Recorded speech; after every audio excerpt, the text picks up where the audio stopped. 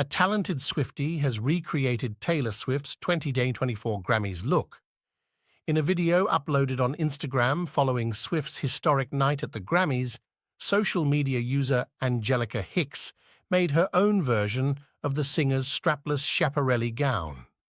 The video began with Hicks using a piece of paper to hold a white bedsheet around her body.